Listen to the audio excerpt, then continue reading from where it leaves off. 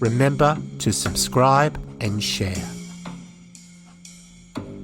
Stephen T. Boltz is a horror movie enthusiast with over 3,000 horror movies in his video collection. He's currently creating a short teaser for a film affectionately titled Do Not Eat from the Book Bound in Human Flesh. Stephen is my guest, and today we'll be discussing creatures from outer space. In films, of course, not in real life. Stephen T. Boltz, welcome to Noel Anderson's 15 Minutes of Fame. Thank you, Noel. I'm happy to be here. Happy to be back. It's been 2.5 years since we've spoken about horror movies. Only this time, of course, we're not talking specifically horror movies. We're talking about creatures that come from outer space. Yeah. This is actually, I think, where I got started with film. Yeah, the first movie I saw, probably there was a Herbie movie somewhere in there, but the one I really remember seeing was Bride of Frankenstein. But the first big movie I remember seeing in the cinema was the King Kong remake. So at the end, I'm going to ask you for 3 movies, one from your childhood, one from your 20s or your 30s, and one from your after 50s that you consider to be the best science fiction movies. For me, I think it was Invaders from Mars, and I really identified with the little boy in Invaders from Mars, and I think I watched it with my grandmother on a Saturday afternoon having scones and tea, and it really spoke to me as a science fiction movie. I have never seen the original. Oh my God, I am shocked. I know. I've seen Tobe Hooper's remake. That actually put me off. Do you know what? You have like 17 million videos and you don't have Invaders from Mars. You definitely need to do something about that. Black mark on my record, for sure. So the first movie for you was Frankenstein, which isn't really a science fiction movie. When you look at it through a certain lens, Bride of Frankenstein, really, it is sci-fi. There's the element of, bringing something back to life and playing God. I mean, those are all elements that right up through history, we still have those elements, even if it's not a creature from space, it's a creature of some sort, right? But that got me that's what got me started. But my first creature from space movie that I can remember seeing, was it the Blob? Of course. Might have been the Blob. It leaps and creeps and dives around the floor and under the walls. Of course it is. I love that song, by the way. I love that movie so much. Yes. Background. I live not too far from where they filmed that, and have never been able to visit the theater. Oh, right. Where it comes out of. Yeah. A friend of mine just went to Blob Fest back there at the theater, and I'm a little jealous. Yeah, the Blob was seminal, I guess, in my creature feature education. That would run all the time on Saturday afternoons. And honestly, it's one of my favorite movies even now, even though the acting's a bit dodgy and it's got a little bit of a stagey feel to it. It does have Steve McQueen, and it was his first movie. I do love it, and I even like the remake. I think it was like Son of the Blob or something. Larry Hagman directed sequel, if you can believe that. There was a remake in '88. Did you see that one? I did. Brandon Lee. Was it Brandon Lee? Donovan Leitch was in that one, and Shawnee Smith. It was almost beat for beat remake up to a certain point. And the hero character, like the dude you think is the hero, they take him out almost right away. And you're like, wow, we're in different territory. But what I really liked about that one was almost the same as what they did with Invasion of the Body Snatchers, right? The 56 versus the 78 remake. Almost exactly the same thing, exactly the same story. But for a different time, the theme was changed. Okay. Right. So yes, the creeping invasion of this giant red blob going across, Norman Rockwell's America. I mean, not too subtle, right? And in the 80s, it was about, what was it? Like a biological warfare. Yeah, I think it's the 80s one that I remember. But look, those later ones blur a little bit in my mind. For some reason, that early one stays with me, and maybe that's because of childhood more than anything else. Yeah, because we watched them so often, didn't we? Just over and over and over again. This is even before VHS, right? Absolutely. I don't know about in the States, but they're always on Saturday afternoon in Australia, or they were on, on Saturday night. Yes, we had a show called Saturday Night Dead. No surprise, came on right after Saturday Night Live, and it's about 1 a.m. They would run these old cheesy old cheesy horror and sci-fi movies. It was great. Apart from the Blob in your childhood, what's the next movie you remember the most? Many of them I didn't see until adulthood. Oh, I can't explain that. I really can't. There's The Thing from Another World, which I saw in Howard junior high. Hawks production. Yeah, I was in a sci-fi club. No surprise there. And the teacher ran for us The Thing from Another World and Invasion of the Body Snatchers, the original. It was the first time I'd seen that. I'd seen the remake 100 times. But some of the ones that I remember from when I was a kid, there's a distinct dividing line here from when I watched these things passively to when I actively started seeking them out. And that's Star Wars. That's 1977. Some of the later ones, like anything from the 70s, I've seen more, or not seen maybe, but remember more or hold more dear than the ones from the 50s and 60s, which I'm still sort of discovering once I became aware. The remake of Invasion of the Body Snatchers, Alien, was a big one. Yeah, Alien, I think, was a big one for everyone. Terrific movie. My Aunt Laurie is like, this movie's coming up on HBO. You've got to check this out. I'm 9. What are you doing, Laurie? But she turned me on to Alien and just scared the hell out of me. Other things like E.T., which were more probably geared towards me at that age. Being an American, which seems like an obvious question for me to ask you, Steven Spielberg famously removed the guns from the kids' hands. You don't want to get me started on that. I think it's something interesting because I think science fiction is often poking at society and having a go at society, or reflecting the world around us, but not really saying it's the world around us of this moment. Anyway, he famously, as you would know, took the guns out of E.T. He now says years later he wished he hadn't done that. What do you make of that? That was for the 30th anniversary special edition. He removed the guns. And I think the older brother, Michael, was going trick-or-treating as a terrorist, and he changed that to hippie. And a happy terrorist. I don't know. He kind of said it was, look, this is a kid's movie. We want to take the guns out of the agent's hands and everything. And I just disagree with that. You can't sort of erase that stuff. It's there. It's out there, right? These agents have guns, as we're seeing right now on the streets. You can't get that version anymore. He has regretted it, and any releases of E.T. now, I believe, are just the original movie. Oh, okay. Yeah. So he's gone right back. So in fact, on that 30th release, he offered both versions. He didn't do a Lucas and pull the other one and make it unavailable. That's a 2-disc set with the original and the 30th anniversary version, and I don't believe the 30th is in wide circulation anymore. What do you think about this idea of going back into not just science fiction movies, but movies in general, and maybe fixing up the special effects a little bit? Do you like it, or do you think it should be left as it was originally done, even though we can do much better effects now years later? Because Star Wars, of course, had that happen to it. The Exorcist, of course, had it happen as well. It needs to be made illegal. It's of the time. It's of the period. That's what it looked like. That's what we were capable of then. And that's fine. Nobody's removing the bubbles from the creature from the Black Lagoon.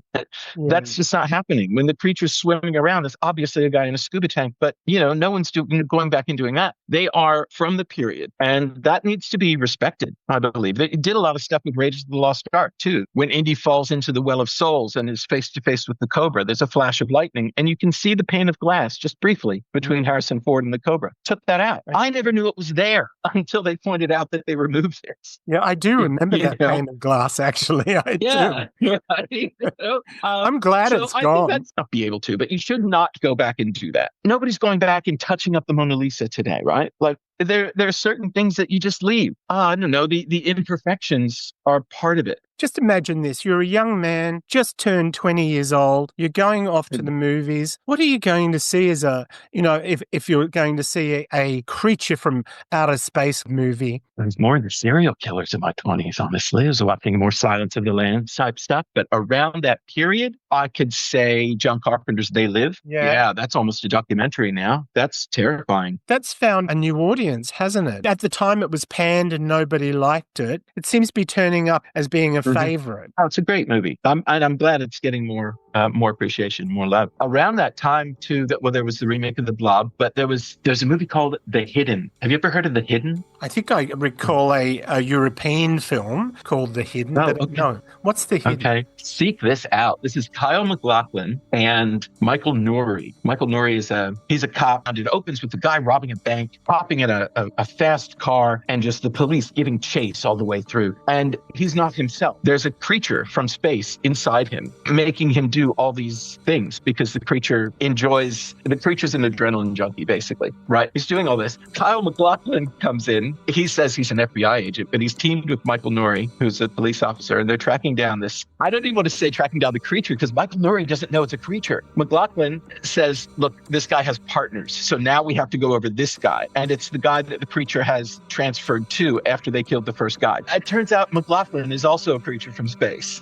Who directed that, Steve? Jack Stolder. Okay. Did that one. Did he do Nightmare 2, I think. Nightmare on Elm Street 2. It's fantastic. And it's funny. Like a lot of the movies that I like are not comedies. They don't go so far as to be called a comedy, but there's a sense of humor to them. My favorite movie in the world is Night of the Creeps. Like when people ask me what's your favorite movie, it's like, well, it's Casablanca. Obviously, it's Casablanca. But just between you and me and your listeners, it's Night of the Creeps from '86. Have you ever heard of this one? I've got to say, no. The guy who wrote and directed it, Fred Decker. It's basically an homage to the movies he grew up watching. Plan 9 from Outer Space, This Island Earth, these sort of 50s and 60s movies. It's an homage to that. It actually opens 1958, 1957, in glorious black and white. Slugs from space come down, but then it jumps ahead to 1986, and now it's kind of a teen comedy. The slugs come back into it. For me, everything about this movie is just a love letter to the movies that I grew up watching on TV. But Fred Decker was seeing them in the cinema. Right? Okay. I don't know if it goes so far as you could call it a comedy. It's not a horror sci-fi comedy, but it's very funny. Absolutely my favorite movie in the world. You're going to have everybody rushing out trying to find this Night of the Creeps. As you were saying that, it reminded me of another film that I think was pretty influential on me. Well, it stayed with me, and that's God Told Me To. Larry Cohen. Yes, with Larry Cohen, who also did It's Alive. I think God Told Me To was powerful. I think it's got a big vagina at the end of it from my memory. And maybe it's the vagina that had me glued to the screen. I don't know. But I do think it's a great movie. I remember Richard Lynch is in that. He's the cult leader, right? Oh, I can't remember the stars. I definitely don't remember a giant vagina. I don't remember a lot of that movie. I know I've seen it, and I actually have it, which is one of those that, I know it's good enough that I keep it in my collection. And you'll be looking for the vagina after this. I'm not following up on that. Don't wait for me to follow up on that. I think the reason I bring it up is because the creature is from space and it's kind of half man, half woman. It's a bizarre ending. It's a very strange ending. I saw it as a double feature with something at the drive-ins, and it really stuck with me. For its time, it was very inventive and bringing in this idea of this almost hermaphrodite creature from space. Well, inventive is Larry Cohen's middle name. Have you ever seen The Stuff? I have seen The Stuff. Yogurt from space that kills. He did some crazy stuff. That was around the same period, wasn't it? Late 80s? Most of his work was through the 80s, late 70s, early 80s, I think, wasn't it? 85, yeah. I saw all those It's Alive movies as well. I don't know what this says about me, but at the time I was crazy about the first and the second are great. The third, I was like, I don't know what's going on. Yeah, I kind of had a bit of a falling out with science fiction, and I realized this last night when I was glancing over some movies. I realized that I'd seen a lot of science fiction films earlier on, but I hadn't seen a lot of films later on. And when I started to think about science fiction's films recently I've seen, only a few came to mind. Have you seen Nope? Yes, Jordan Peele. What did you think of that? I was a little let down by Nope after following Us and Get Out. I know he probably made like a 90-degree turn after the other. Each one is sort of a 90-degree turn from the last. past. Nope didn't grab me as much as the other two. I thought it was, strangely inventive. It was great, but Yeah. it didn't sort of pull me in like the others did. Yeah. There's a lot of movies now which are dealing with coloured families, and Jordan Peele is probably one of those directors. I mean, his great film is Get Out. I mean, that's a fantastic film. I think it's really interesting seeing this different dynamics because we've been so educated into seeing white people terrified by creatures from outer space, and suddenly we're seeing average, ordinary coloured family being terrorised just like white people have been terrorised for years. And I think it's really interesting. And they're doing pretty well at the box office. That's just, I don't know how deeply we want to get into this. I'm not really able to speak to it in any way at all, but they've been terrorized for years and years and years and years and years, right? And then they've got to watch these white people. Oh no, the aliens are coming. Like, Jesus, Yeah, we've been living this. I remember years ago, wasn't a science fiction film. It was a film, was a possession film, which was called Abby, and it had a completely black cast in it. I remember as a kid, when I saw it, when I say kid, I was a teenager, I remember realizing I'd never seen a horror film with a complete black cast in it. So it was a surprise, It shouldn't be a surprise, but it was. It was part of the wave of horror blaxploitation flicks. Yeah. And I'll tell you what, if you get the opportunity, if you haven't seen Blackula, see Blackula. That is a great film. Scream, Blackula, Scream, the follow-up is okay. But yeah, and when you mentioned Abby, what popped into my head is I don't know if it was ever promoted as this or it's just a name that it's often called The Blaxorcist. Oh, because they always did that. Yeah, after Blackula, it was like there was Blackenstein, there was Dr. Jekyll and Mr. Black. But, I have not seen Abby. That's another one that's on my list. Yeah. And do you have Abby, though, in your collection? No, I do not. Okay. Right. I do not. In your million videos that you have. It's like 3,000. Come on. It's still a lot. Yeah, it's excessive. So what about modern films, Steve? Going to science fiction in the modern age. Is there anything that really spoke to you recently? I mentioned earlier, somewhere in like the 90s, late 90s, 2000s, I was really more into horror then. And the sci-fi, I don't know, sci-fi didn't really grab me at that point. I'm trying to think about more modern horror that's really, really done it for me. And they're older titles as well. Donnie Darko was one I thought was really interesting. A lot of ideas in there. One that did speak to me a little more was James Gunn's Slither. That was again, Slither is very much to the 80s what Fred Decker's Night of the Creeps was to the 50s. Slither feels like an homage to, sort of 80s monster movies. Again, Slugs from Space, but there's a lot of references in there to The Thing. It's almost body horror, so David Cronenberg. Yes.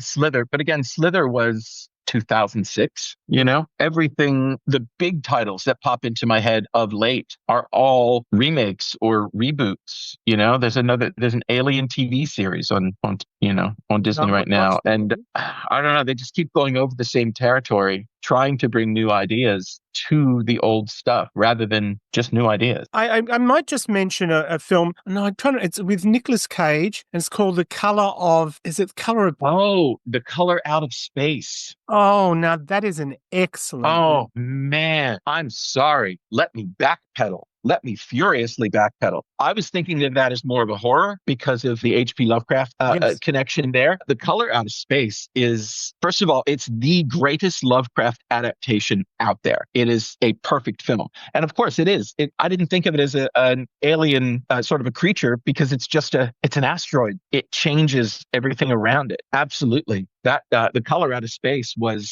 that was just a couple years ago too. Yeah, it's an exceptional. I'm trying to think of the year on that. I really enjoyed it when I watched it, and it really stayed with me. And the images are strong. Thinking about science fiction and creatures that come from outer space, what do you think the purpose is they serve in storytelling?